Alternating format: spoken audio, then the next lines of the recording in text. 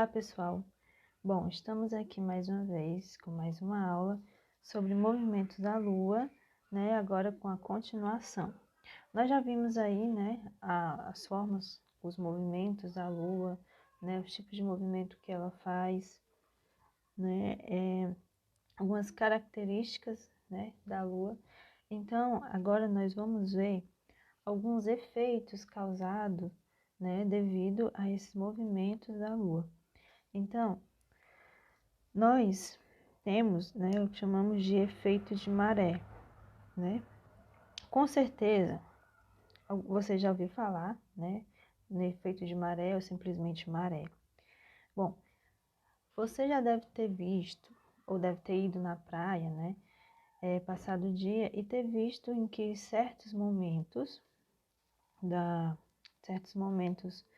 do dia, a gente tem uma certa época do dia em que o nível do mar está mais baixo e outros em que o nível do mar está um pouco mais alto. Bom, você deve se perguntar, né, talvez, por que dessa mudança, por que desse vai e vem das águas? Bom, gente, esse fenômeno é chamado de efeito de maré, né? Ou simplesmente maré.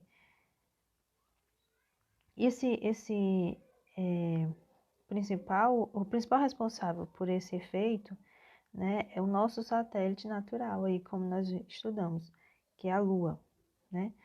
A órbita que orbita aí, acima em torno da Terra, né? Mas você se pergunta, mas o que a Lua tem a ver, né, com esse efeito de subida e descida aí das águas? Bom, na verdade, ela tem uma grande influência. Primeiramente, né, nós vamos recordar aqui alguns pontos que nós vimos na aula passada, né, sobre a Lua. Nós sabemos que a Lua ela é o corpo celeste mais próximo da Terra, né, como nós já vimos. Apesar de existirem diversas teorias sobre a sua formação, né, a sua origem, né, que ainda é incerta.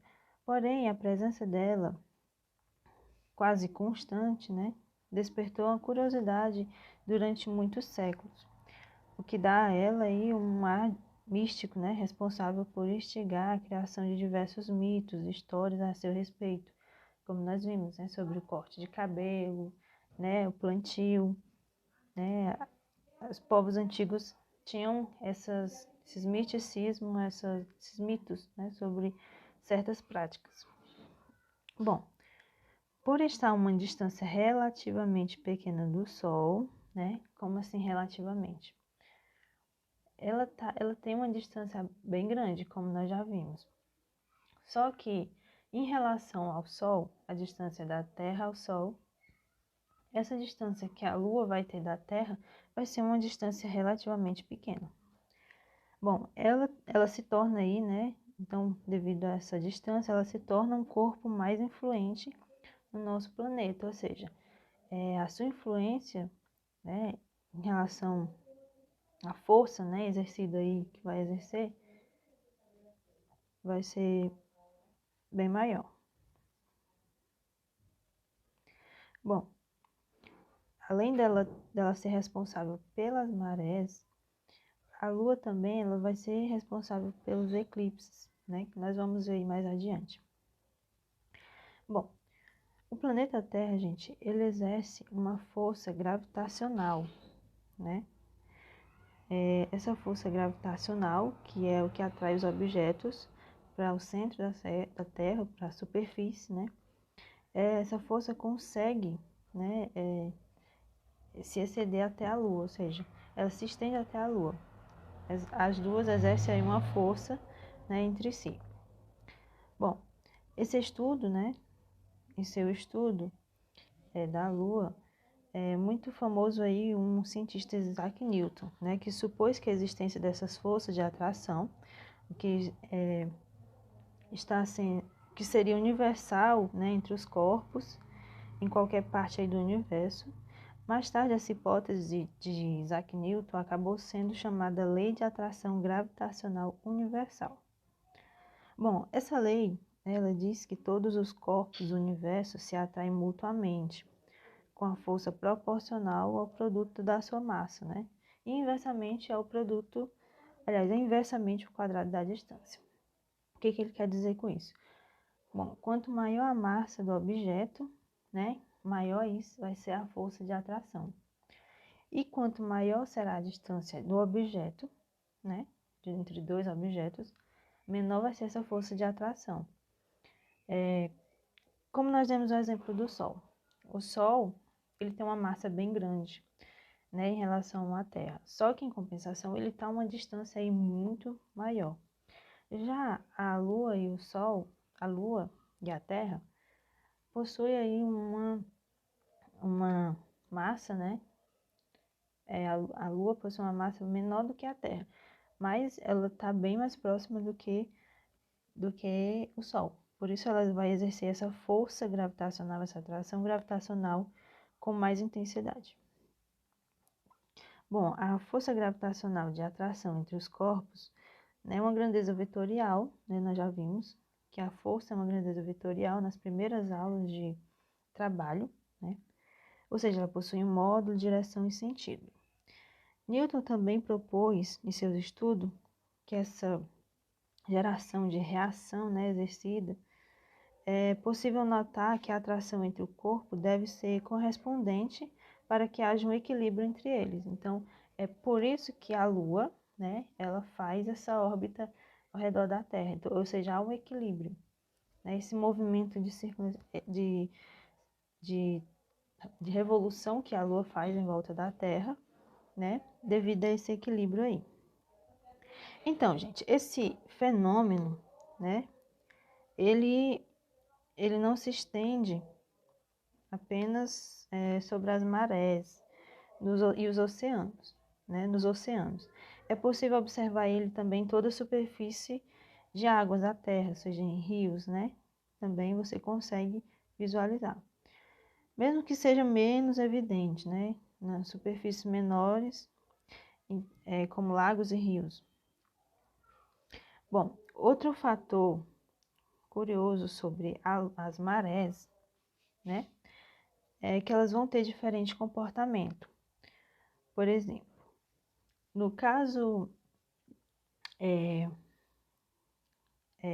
desse efeito de subida e descida, né, das águas provocado pelo movimento da Lua, essa força gravitacional, nós vamos ter algumas evidências que nós vamos mostrar aqui agora.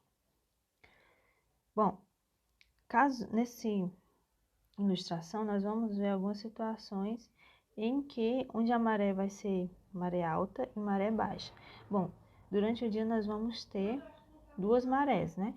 Nós vamos ter duas marés altas e duas marés baixas.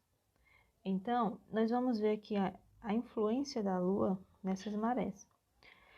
Bom, no caso do Sol e a Lua, né? No caso, Sol, Lua e Terra estejam alinhadas, né? Como nós podemos ver aqui, Sol, a Lua e a Terra estando alinhadas, a soma das forças gravitacionais vão se multiplicar, né? Ou seja, essa maré vai acontecer aí a maré alta, que nós chamamos de maré alta. No entanto, quando a Terra, o Sol e a Lua formam aí um ângulo reto, né? Aqui, ó, Sol, a Lua, Terra, né? Formando esse ângulo reto aqui de 90 graus, as forças gravitacionais vão se neutralizar. Com o resultado, né, assim nós temos as marés baixas. Então, nós vemos aqui, né, podemos ver as evidências, né, da influência da Lua no efeito de subida e descida das águas, que são as marés. Bom, outro fenômeno que nós temos, né, aí é o chamado eclipse, né? Os eclipses são fenômenos astronômicos marcados pelo crescimento, aliás, pelo escurecimento total ou parcial de um astro em virtude da passagem de alguns corpos celestes em frente a uma fonte de luz existente. E esse eclipse ele se categoriza em dois tem duas categorias. Nós temos o eclipse solar e o eclipse lunar. Bom, o eclipse solar, né, ele ocorre quando a Terra fica exatamente entre o Sol e a Lua, e ambos encontram-se alinhados. Como nós podemos ver aqui nessa ilustração, nós temos aqui Sol, a Terra e a Lua aqui entre eles. Bom, nós temos aqui os raios, né, atingindo aqui a Lua. E nós temos aqui essa sombra, né, essa sombrazinha sendo projetada na Terra. Bom, esse aqui é o que nós chamamos de eclipse solar. O eclipse solar, ele é um fenômeno mais raro de acontecer, de ser visto, né? E quando ele é visto em alguns pontos específicos da Terra. Como nós podemos ver aqui, vamos ter o eclipse total, nesse pontinho preto aqui, que é o escurecimento total, né? Aí do dia. Se algum dia você tiver o prazer de ver esse fenômeno. E nós temos aqui o eclipse parcial, né? Que é onde essa sombra tá aqui em menos evidência, né? Nesses pontos aqui. Bom, e aqui, né? Seria uma ilustração do eclipse, né? Que nós temos aqui a Lua, né? Em frente ao Sol. No caso, o eclipse solar seria visto, né? Nessa perspectiva, seria visto assim. Bom, nós temos também o eclipse lunar. O eclipse lunar, né, diferente do eclipse solar, ocorre quando a Terra fica exatamente entre o Sol e a Lua, e ambos encontram-se alinhados. Bom, esse fenômeno do eclipse solar, ele já é mais comum de se encontrar, né, aí durante o ano, né?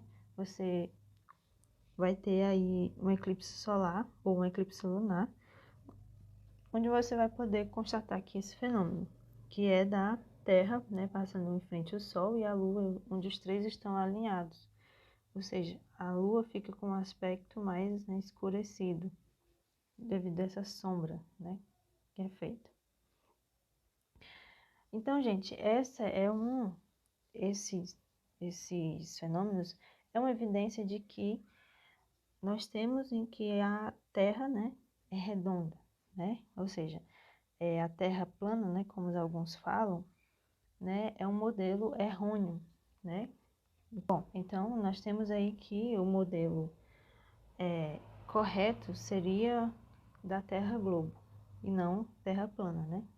Então nós ficamos por aqui, gente. Até a próxima aula.